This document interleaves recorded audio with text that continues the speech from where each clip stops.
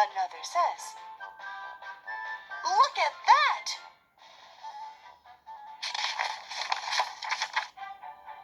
"Hank, you drew on the fence again!"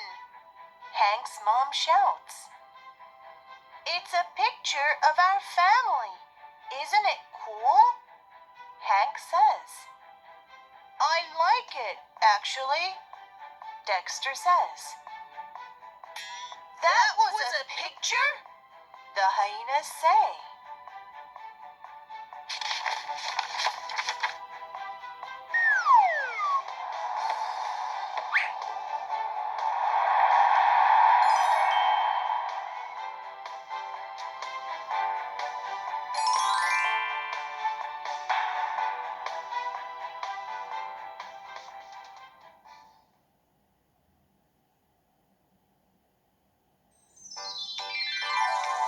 Space Boy.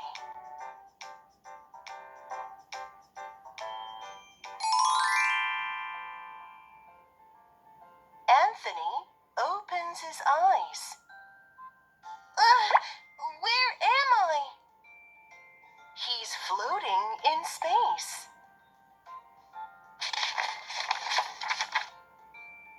Anthony swings his arms and legs, but he can't go forward. He gets scared and starts to cry.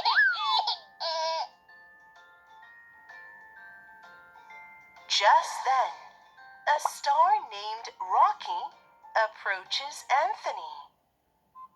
"Why are you crying?" Rocky asks. "I'm scared. I want to go home," Anthony answers. "Where do you live?" "I live on Earth."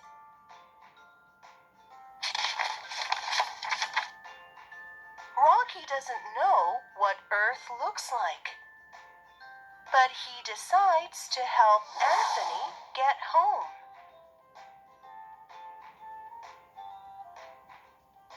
First, they see Saturn. "Is that Earth?" Rocky asks. "No, Earth doesn't have rings," Anthony says.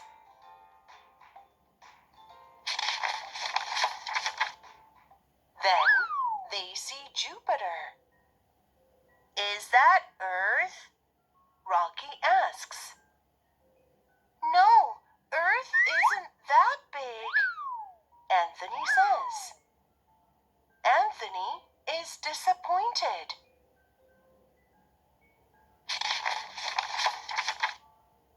Just then, meteors start flying toward Anthony and Rocky.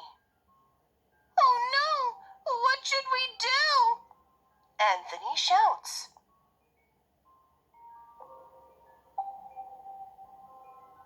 "Hold on tight," Rocky says.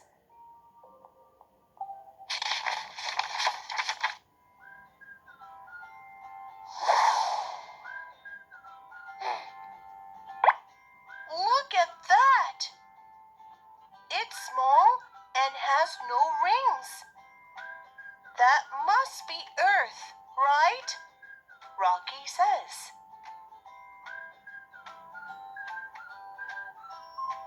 "No," Anthony says. "Earth is green and blue.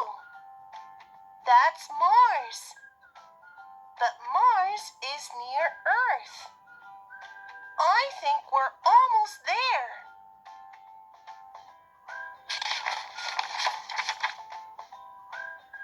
Excited, Anthony and Rocky move faster. Finally, they see a beautiful green and blue planet. "Yay! That's it! Let's get closer," Anthony says.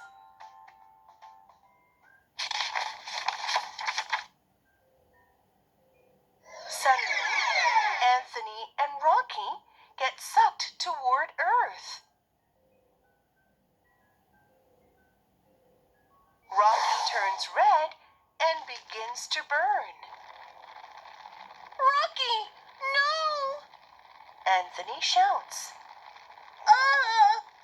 Rocky says, it's getting hotter and hotter. I think I'm going to die.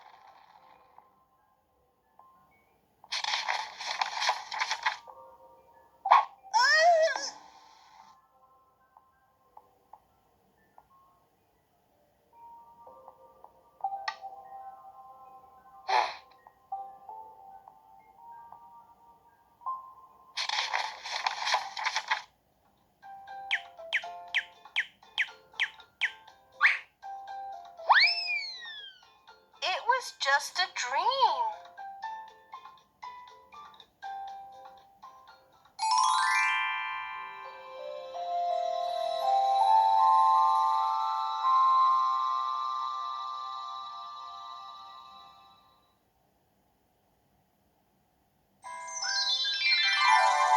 The girl who sees sounds.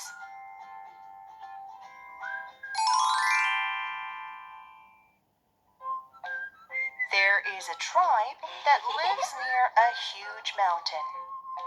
In the tribe, there is a little girl named Sheena. Sheena is special. She can see sounds. Over there. Can't you see the sounds the fish are making? Sheena says. See the sounds? What are you talking about? Kent asks. Can you really see sounds? Ika asks. Yes, and they're beautiful. Sheena answers.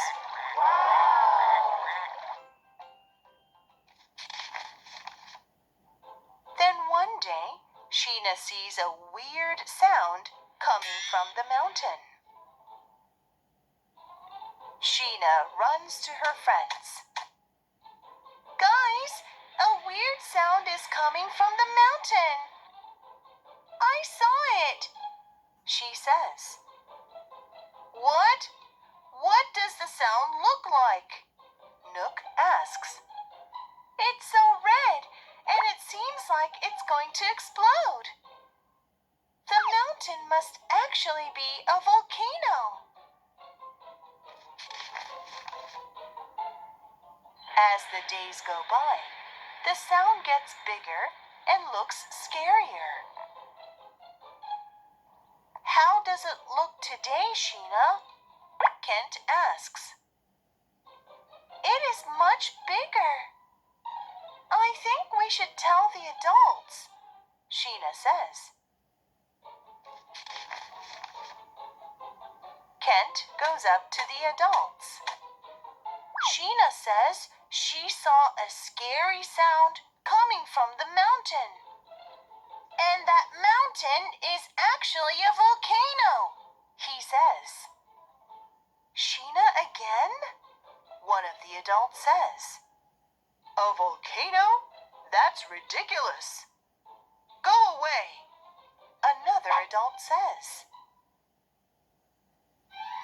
We should prepare to deal with this on our own, Ika says. Suddenly, Sheena and her friends have an idea. They start to make something.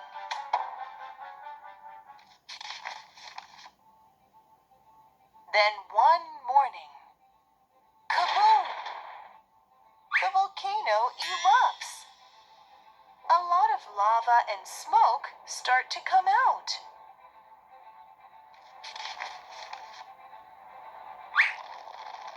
Everybody, run! One of the adults shouts. Sheena was right. It's a volcano, another adult says. We should have listened to her. We're all going to die, another says. At that moment, hop in, Sheena shouts.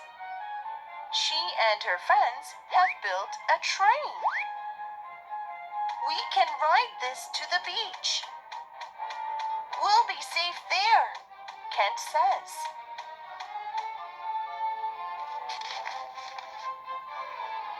The lava from the volcano reaches the village and flows fast toward the tribe.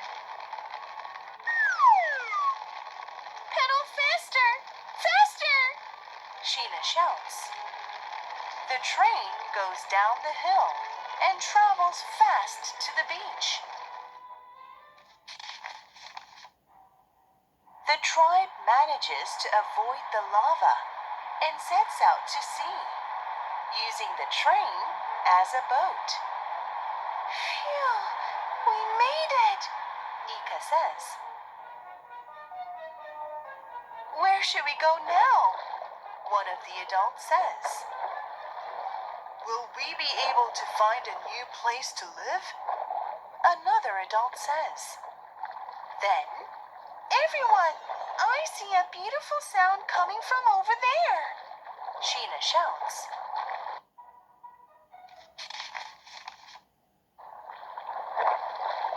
The tribe finds a beautiful island there.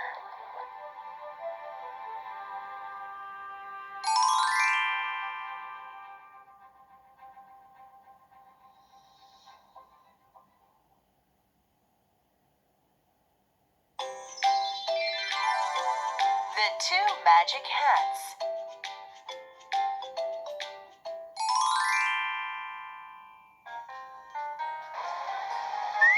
There is a kingdom with two magic hats. A thief from a neighboring kingdom hears about them.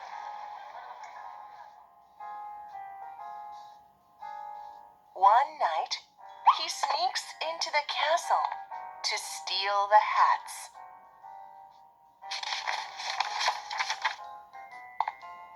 The thief looks around inside the castle. Finally, he finds a hat. This must be one of the magic hats, he says. But what exactly does it do? The thief gets curious and tries it on.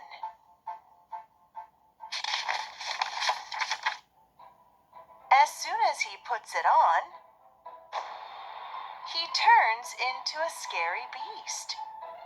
He looks into a mirror and is surprised. Wow, I've turned into a beast, he says. This is one of the magic hats. I'll be rich if I sell this. No, hang on. I have a better idea.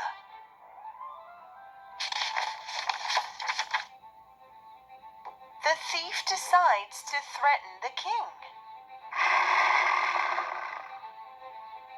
Give me all your treasure, or else I will destroy the castle.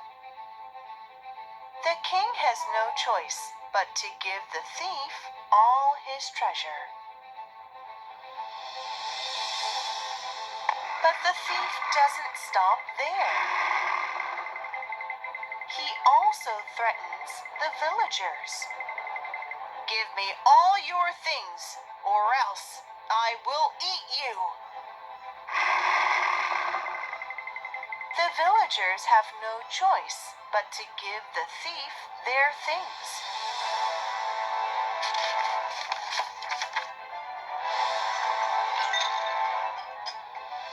The thief continues to take everyone's things.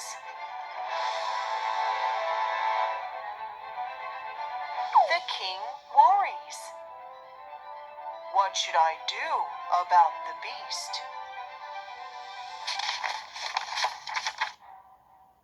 A few days later, a servant named Charles says, Your Majesty, there's one magic hat left in the castle. Maybe I could use it to catch the beast. The king decides to trust Charles. He gives Charles the magic hat.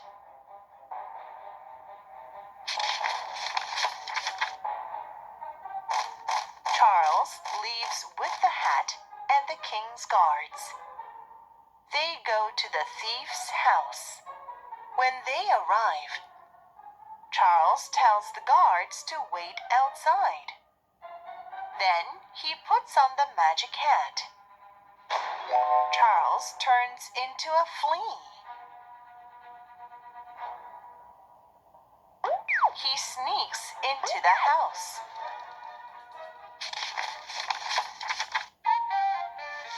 Charles starts to bother the thief. "It's a flea," the thief says. "It's making me itch." "Stop it!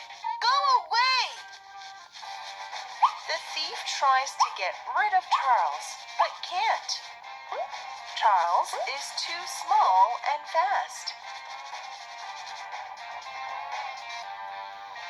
Charles continues to bother the thief. "Stop! Stop making my head itch!" the thief says. Eventually, the thief takes off his hat to scratch his head.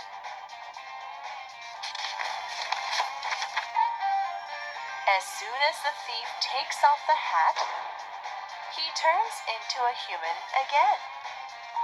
He tries to put the hat back on, but Charles grabs it.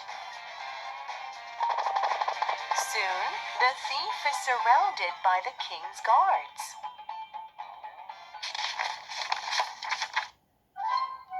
The guards put him in jail. The king takes back everything the thief took. Then he gives the villagers back their things. And the king rewards Charles for his help.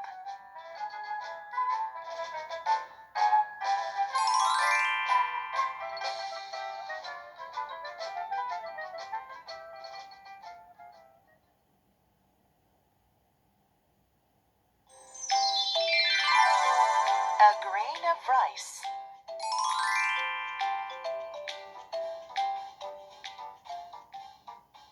Nancy doesn't enjoy eating. "Nancy, breakfast is ready," Mom says. "Later," Nancy answers. "I'm done, Mom." "No, you're not. You can't leave food like that." "I don't want to eat anymore." One day, Nancy leaves a lot of food on her plate like always and goes outside to play. "Oh, a pretty butterfly." Nancy gets lost, following the butterfly.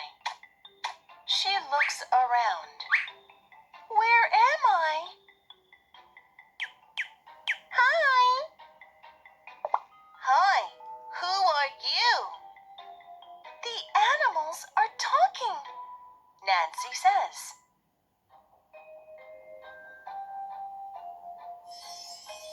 "Hey," a fairy calls to Nancy. "Huh? You're not a butterfly?" Nancy says.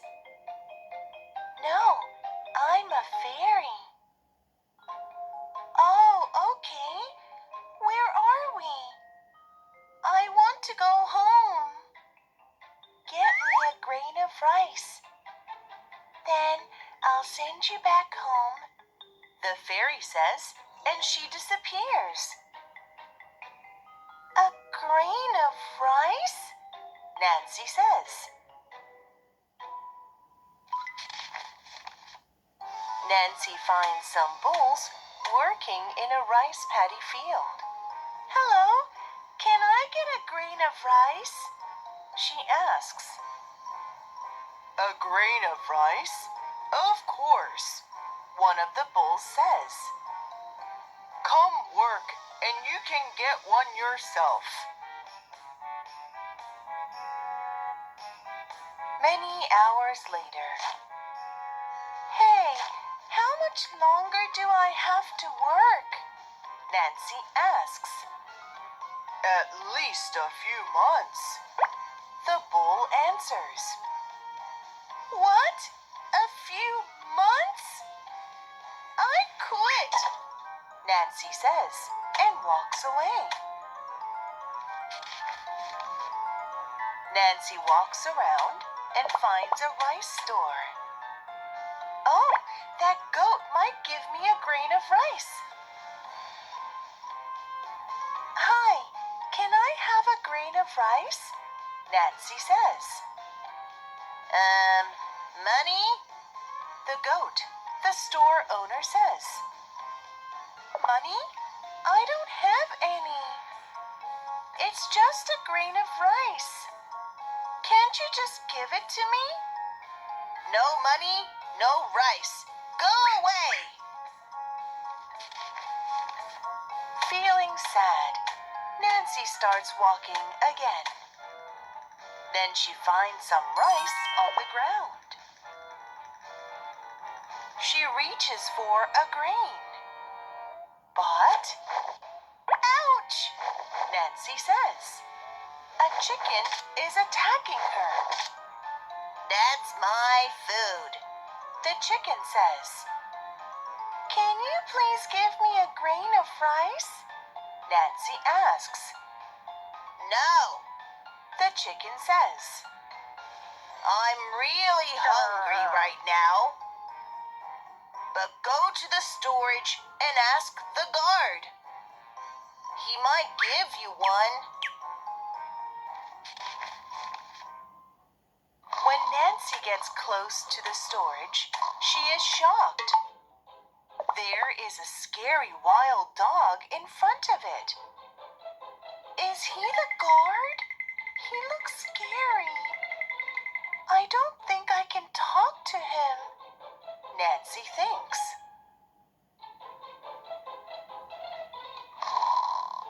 So she tiptoes over. As she reaches the door, crack! The wild dog wakes up. The wild dog shouts, "You little thief! How dare you try to sneak into my storage?" Nancy screams. Stop right there! The wild dog chases her. Nancy comes to the edge of a cliff. I'm so sorry, she cries. I just needed a grain of rice to get back home. Please forgive me, please. Look up, the wild dog says. Nancy looks up and sees the wild dog change into the fairy. The fairy says, You saw the farmer bulls working hard in the paddy field. The food you eat comes from farmers' time and effort. That means the food is precious, Nancy says. That's right. So now you know what to do, the fairy says. I will never leave food on my plate again, Nancy says. Good. You didn't get a grain of rice, but I'll send you back home. Thank you so much.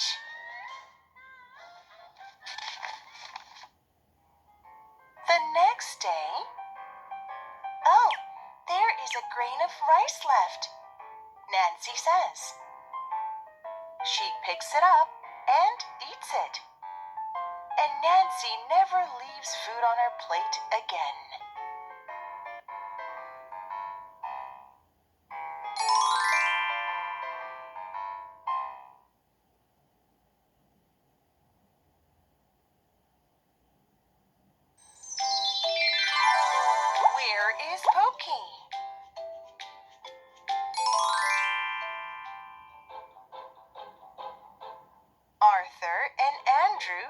are detective brothers.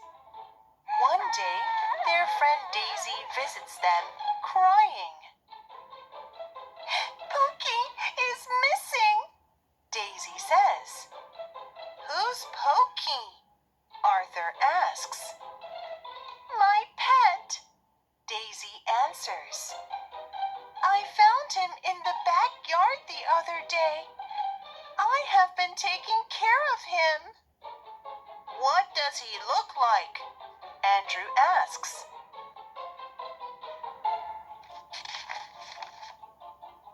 Daisy shows them a picture of Pokey. Oh, he looks like a hedgehog, Arthur says. He is a hedgehog. We need to find a hedgehog, Andrew says. Andrew opens a book and says, hedgehogs feed on insects, worms, and fruit. And they are often found in the wild. We could go to a mountain to look for Pokey. Let's go to the mountain over there, Arthur says. Arthur and Andrew go to the mountain, but they can't find Pokey.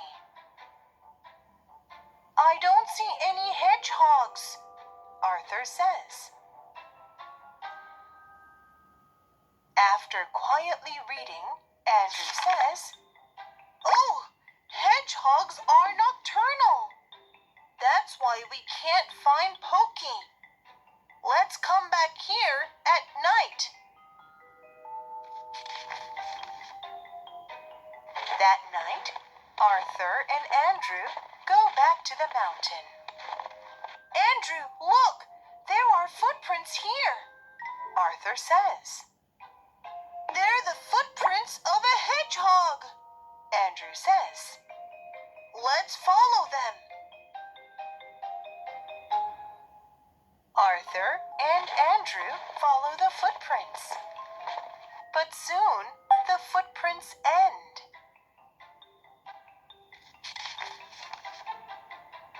Why do they end here? Andrew says. He opens the book again. Look! Hedgehogs hibernate underground! Andrew shouts. The footprints end here. So Pokey must be sleeping under here, Arthur says. Arthur and Andrew carefully dig. And soon, they find Pokey sleeping peacefully. Andrew cheers. Let's take Pokey back to Daisy, Arthur says. Arthur is about to pick up Pokey from the ground. But Andrew stops him and says, Wait, Arthur. Hedgehogs need to hibernate. We'd better let him sleep.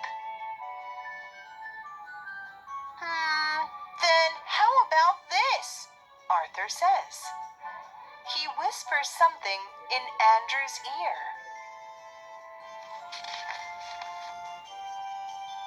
The next morning, Arthur and Andrew bring Daisy to Pokey. Daisy shouts with joy, Pokey! Thank you so much, you guys! Now I can bring him back home! Daisy is about to pick up Pokey from the ground. But Arthur stops her, and Andrew hands her the book.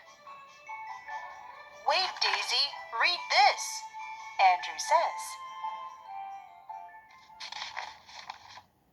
Daisy reads, Hedgehogs are nocturnal wild animals. They feed on insects, worms, and fruit. They hibernate underground. Pokey is a hedgehog, so he needs to hibernate. So...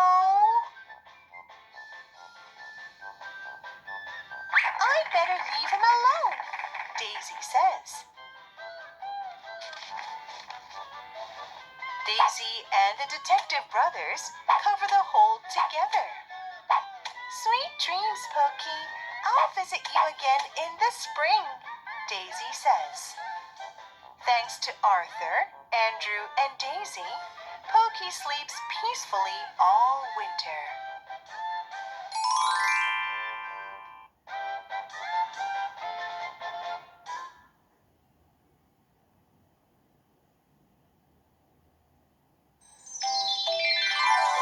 The swimming race.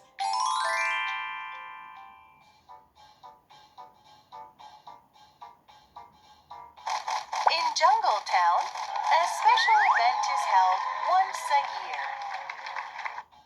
Whoever wins the game at the event gets a huge prize. It includes jewels, delicious food, and even a house. Speedy the Sloth has never won any games before. I'm so slow. The game finishes before I even start. He really wants to get the prize this year.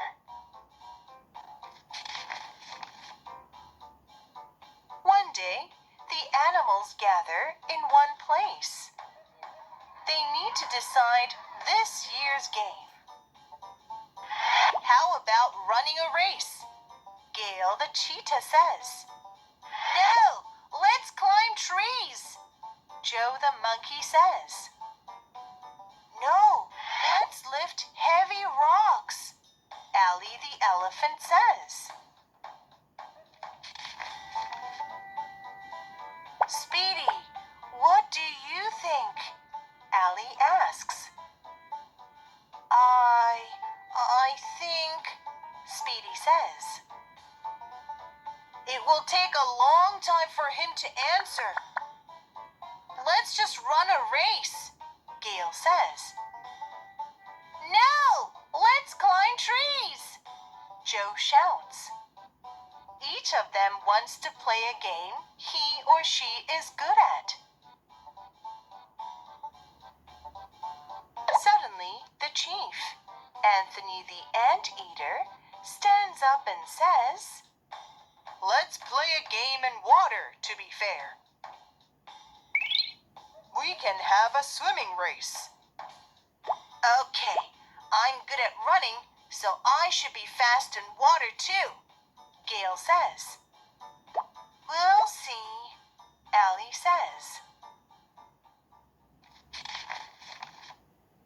Speedy is worried because he has never swum before. Speedy wants to practice swimming, but the lake is too far from his house. Dipping his feet in his bathtub is all he can do.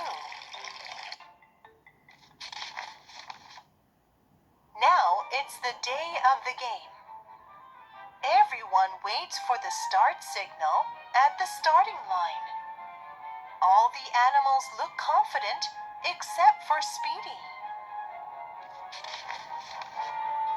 Ready, set, go! Anthony shouts. The animals jump into the water. Speedy walks as fast as he can toward the water. The animals can't swim very well. Even Gail, the fastest on the ground, can't swim well. Gail barely passes the halfway point, and he gets exhausted. He is about to sink. Help! He shouts. It is not until now that Speedy gets into the water, and Speedy swims fast, like a fish. Wow, look at Speedy, Allie says. He's really fast, Joe says. Within a second, Speedy grabs Gail and crosses the finish line. "Thank you for saving me, Speedy," Gail says. "Speedy, you are the winner," Anthony shouts. "You are really fast in water," Joe says. "I didn't know I could swim that fast," Speedy replies. Finally, Speedy gets his prize. He can live in a huge house and eat delicious food with his friends all year.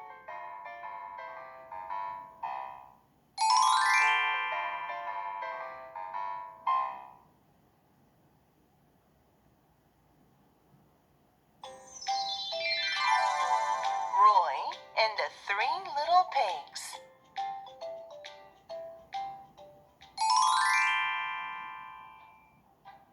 Roy likes to read books. His favorite book is The Three Little Pigs. It's always so much fun to read it. Not surprisingly, he is reading it again today. Suddenly, he hears loud footsteps.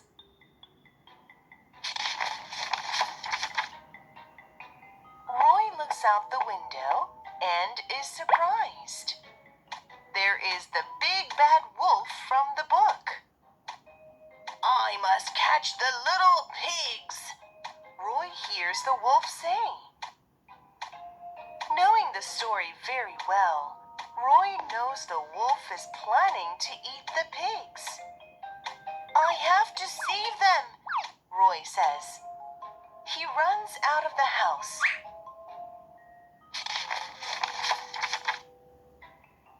Roy finds the first and second little pigs. "Hey guys," he says. "You're building houses with straw and wood, aren't you? You need to stop and go to the other pig's house." "Huh? How did you know what we were doing?" the first little pig asks. "That's not important. A wolf is coming to get you. You have to run away, now," Roy says. Okay," the pigs say.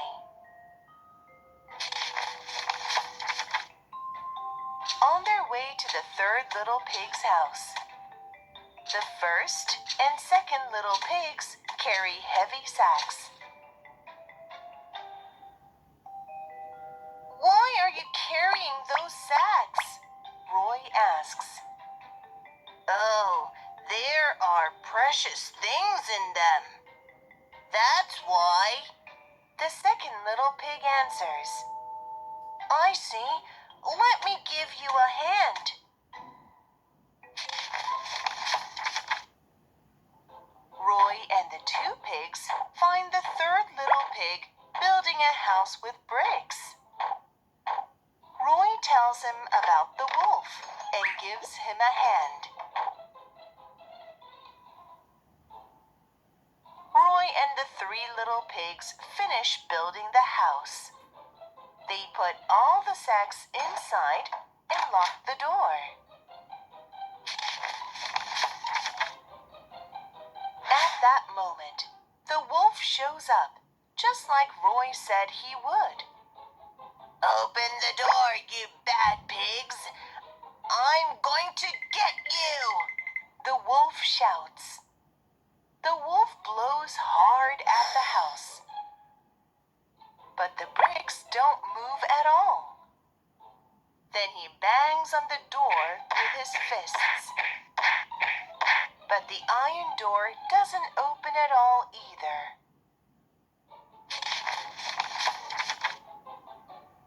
"Open the door, you sneaky thieves!"